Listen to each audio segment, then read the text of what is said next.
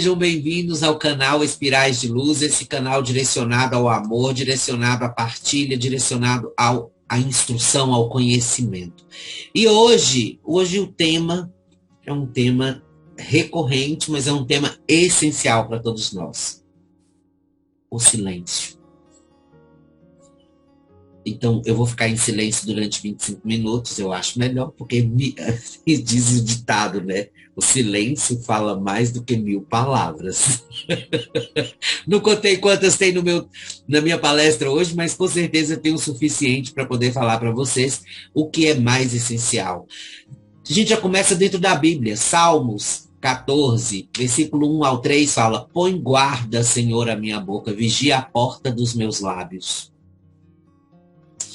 Estimula a conversação edificante e quando não possas fazê-lo, reserva-te silêncio discreto, propiciando a reflexões salutares.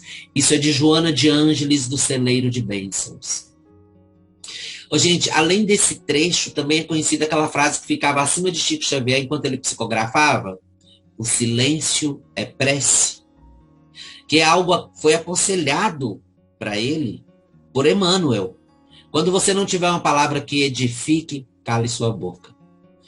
Gente, por que eu estou falando sobre isso? Porque hoje em dia nós assistimos às redes sociais bastante assombrados à forma como as pessoas têm se agredido. Injúrias, difamações, provocações, intolerância, arrogância, proselitismo político partidário, religioso e mais uma lista de insatisfações saem do modo virtual e vão para a vida desses perfis, ganhando voz, representatividade e ainda gerando o quê? Tragédias. E vemos isso nos noticiários, nas TVs. Nós nos tornamos os justiceiros do que acreditamos ser correto, mesmo que não seja o correto a fazer. E com certeza nós conseguimos isso dividindo nossa dor real ou não. O problema todo é que, contrário ao silêncio, existe a vitimização, ou nós chamamos de falsa empatia. O que é isso? Onde que eu era para ser? Onde era para ser a compreensão da situação do outro, se torna um movimento impulsionador para tomadas de decisão, ou até mesmo atitudes drásticas que podem comprometer você mesmo ou o próximo de maneira o quê? Catastrófica. E isso tem tomado conta das mentes dos encarnados, as mentes das pessoas viventes. Gente, tudo se torna um motivo para se lutar, desde os preconceitos até mesmo o ativismo político-religioso. Então, todos hoje em dia têm uma sede de justiça. E eu não sei se você notou que a justiça, a luta pela justiça, essa sede de justiça, ela vem acompanhada de uma palavrinha que se chama grito de socorro. E esse grito de socorro, nós já aprendemos que o grito ele pode ser verbalizado, como ele pode ser silencioso. Ele fala através de atos ou de palavras, mas é um pedido de socorro. E aí é que tá. É esse o problema. Essa justiça, essa humanidade precisa de justiça, o planeta precisa de justiça, mas que justiça é essa? É a justiça pelo momento atual que os seres vivem, os resgates de todas as suas falhas dessa ou de outras vidas passadas? Ou a justiça que vai deixar o meu coração satisfeito, o meu ego realizado e o meu desejo de vingança concretizado? Que justiça é essa? Isso não é justiça, isso é vingança. Bom, exatamente. Nesse momento que você passa por algum problema, com certeza vai encontrar uma multidão de pessoas, pelo fato da fácil comunicação de hoje em dia, que também se encontram na mesma situação que você e que estão ali clamando por algo que se possa fazer, o que eles definem como justiça. Então, toda criatura que está em estado mental turbulento, chegando a ser ruidoso para seu espírito, acaba bloqueando a própria percepção que o permite ver os sinais da vida. Gente, a vida fala com você, ela mostra para você as coisas. Quando ela não te responde, ó, através de um ato de uma pessoa que não te responde imediatamente, ela está falando com você assim, meu irmão, espera um pouquinho, aguarda um pouquinho. Se você tem que perder algo, você vai perder algo. Você pode correr até o último instante que você vai perder aquilo. Mas se você tiver mérito daquilo vir para seu caminho, aquilo vai ser encaminhado a você. Então, às vezes, esperar por tudo? Claro que não. Em todas as situações da vida exige atitude e também exige da pessoa aquele posicionamento necessário. Mas, ao mesmo tempo, você tem que ponderar para a sua espera. Você não planta um grão de feijão hoje e daqui meia hora o grão é uma árvore produzindo feijão. Não é assim que funciona. Isso é um fato. Então, o que acontece?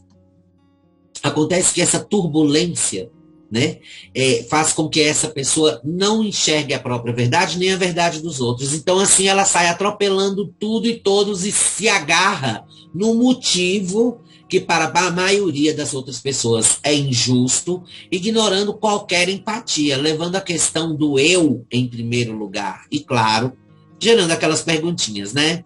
Mas como é que eu fico nessa história? Eu tenho que me dar mal e entender o outro? E os meus direitos? Eu tenho que ser massacrado? Eu tenho que esperar? Por que eu tenho que esperar se eu posso fazer isso agora? Né? Olha, eu vou falar uma coisa muito importante. Como espíritas reencarnacionistas, nós sabemos que essas perguntas são sempre de alguém que ainda não compreendeu o que veio fazer na Carta. Sabe por quê? Ninguém nesse mundo, além daqueles que já vieram com missões sublimes de teor coletivo, Chico Xavier, Mahatma Gandhi, enfim, outros, né, Jesus Cristo, ninguém aqui está aqui para se beneficiar. Pelo contrário, nós vivemos desde a hora em que chegamos com a nossa companheira edificante. Sabe quem é? A dor. Por que você acha que uma criança chora quando ela sai do útero? Porque levou um tapa no bumbum? Deixa eu te falar, o tapa no bumbum que ele leva é para ajudar ele a soltar o primeiro respiro do pulmão. O que dói é a respiração, ou seja, assim que ele entra na atmosfera do planeta, na atmosfera da vida, e a primeira respiração que ele dá, dói. Então a chegada já tem dor. A partida também vai ter. Alguma dor você vai sentir. E essa é a ferramenta que o corpo físico se utiliza para auxiliar a evolução de um espírito. Se você não sofre, se você não tem dores durante a vida, se você não recebe nãos durante a vida, você se torna algo mimado, extremamente extravagante e tóxico para o resto da humanidade. Olha que loucura. E é uma verdade.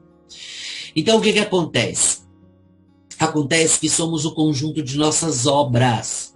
E se observarmos a história humana, nós conseguimos notar que quando se fez o silêncio, ou foi por um motivo de mártir, ou foi para tentar agir sem ser percebido, ou por ter uma posição social. No caso, as mulheres, escravos e crianças do nosso passado, que até algum tempo, né, na verdade, atrás, não tinham o direito de se pronunciar. Gente, o silêncio, ele pode ser natural, ele pode ser cultural, voluntário, forçado, espontâneo, estratégico, frio, normal ou até patológico.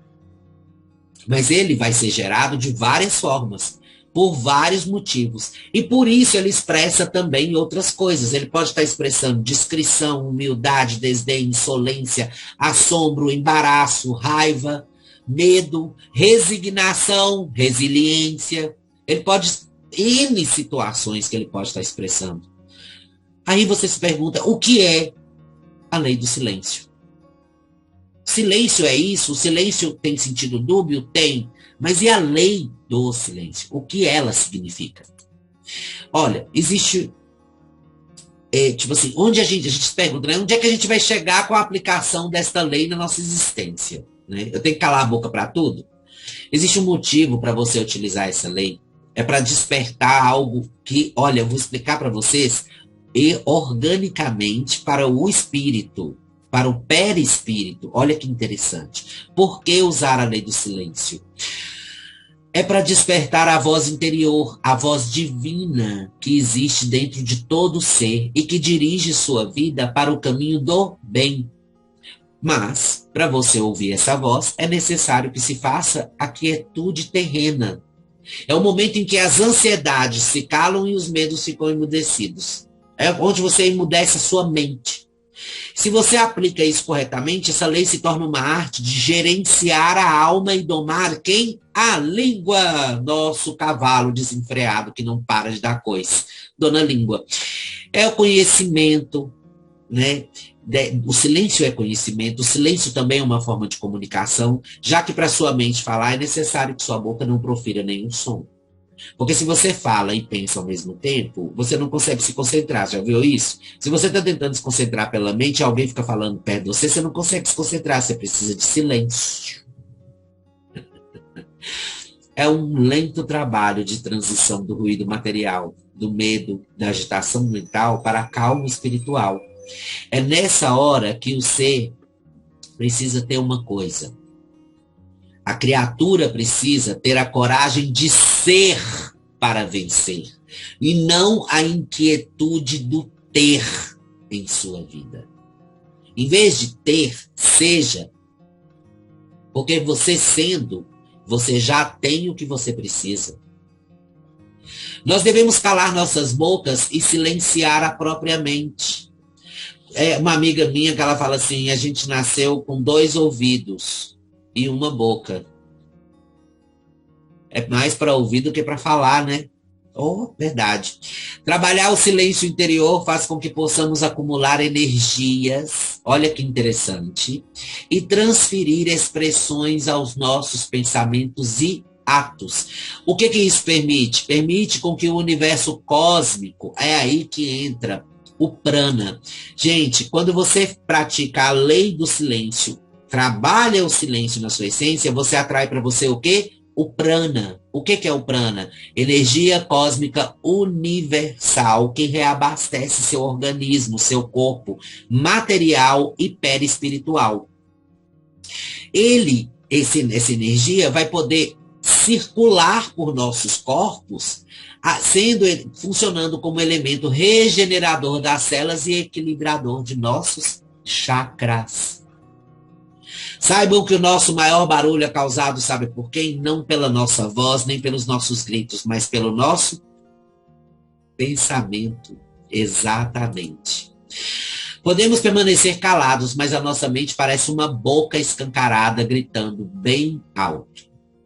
A palavra e o pensamento são construtores de nossos futuros. Se pararmos para perceber e alinharmos o que já desejamos com o que vivemos atualmente, descobriremos que estamos apenas recebendo o que mentalizamos muitas vezes, ao caminhar silenciosamente com a intenção de aliviar nossas tensões de resgate, ou mesmo realizar os nossos planos terrenos.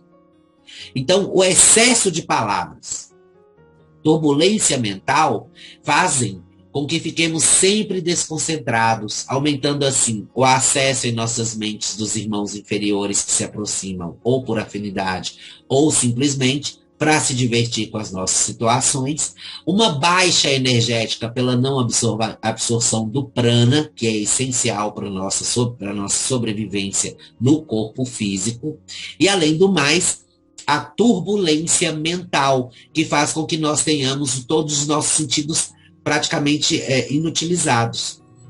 Olha só, é o momento que você se torna um deficiente espiritual. Você somatiza do perispírito, nos 5 sentidos físicos, a incapacidade de perceber ou mesmo de entender a própria situação. É assim que a gente mete os pés pelas mãos, olha que loucura, e joga fora a esperança e nos tornamos radicais. Eu tenho razão. Ah, me desculpe fulano, me desculpe espírito tal, mas você está errado. É um encarnado com uma mente completamente limitada, falando para um espírito que já perdeu o invólucro carnal. Você está trabalhando para a positividade e o recado que você me trouxe está errado, porque eu sou a pessoa que está certa. E, no entanto, está encarnado. Bom, vamos lá. Mesmo que Jesus viesse nos dias de hoje, com essa teimosia que a humanidade tem, ele poderia novamente ser crucificado, já que para a humanidade o que conta não é a sublimação, e sim o que é tangível, aquilo que eu posso ver, tocar, sentir através do físico. Gente, nós vivemos numa sociedade que mesmo depois de 2000 anos de mensagens falando sobre perdoar, o único motivo que leva todos a se afastarem, serem rudes, tomarem atitudes precipitadas e até mesmo drásticas, é o não saber praticar esse ato.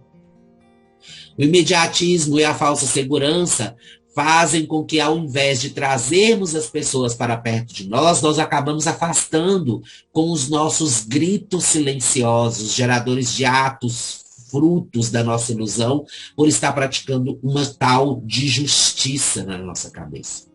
Portanto, meus queridos irmãos, se não tem algo de construtivo e amável para dizer ou pensar, se não vai contribuir para o crescimento de alguém ou de um grupo, se só consegue entender que está sendo injustiçado, que se justifica o tempo todo, que consegue ver a sua dor como a maior de todas, saiba que a sua voz e seu pensamento, ao serem acionados, liberam essa energia que é poderosa e que faz da sua vida a realidade em que você se encontra, o próprio pensamento.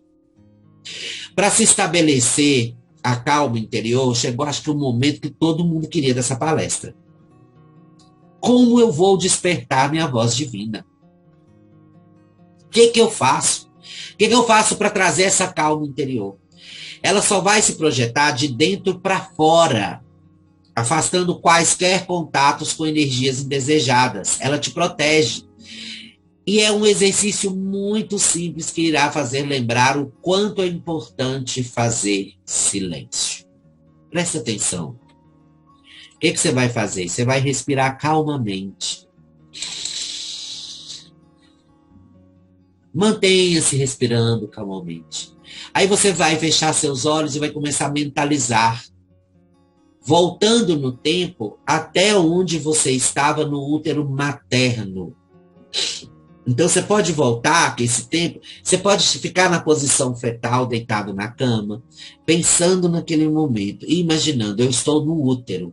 Naquela hora você vai concentrar-se em ouvir o coração da sua mãe, os sons orgânicos do organismo da sua mãe ao redor, né? A circulação do sangue. O que abafa esse contato com o mundo externo? O líquido da bolsa miniótica, o barulho dele. Ou seja, o momento mais silencioso que marca a chegada de um espírito no corpo físico é cercado de silêncio. Muito silêncio. E é só fazendo isso que você vai começar a entender que antes de falar ou fazer algo, fique em silêncio e observe. Sabe por quê? 1 segundo a mais de paciência na prática silenciosa pode fazer a diferença no tempo restante da sua vida no planeta. 1 segundo que você perde essa paciência, você pode perder não somente o resto da sua vida no planeta, mas você pode afastar de você o que é essencial para você. O amor, a proximidade das pessoas, a compreensão e a paciência delas com você. Se você acha que você é uma pessoa já pronta e paciente, meu amigo, deixa eu te dar uma notícia. Ainda tem mais 200 encarnações do seu futuro. Viva! Para quem não quer. Mas é a verdade. Silenciar é compreender você mesmo. Se você se ama, se você se compreende, você tem a capacidade de projetar isso no outro. Então, por favor, não briguem, não discutam, não levantem a voz, não falem impropérios. Não sejam reativos excessivos.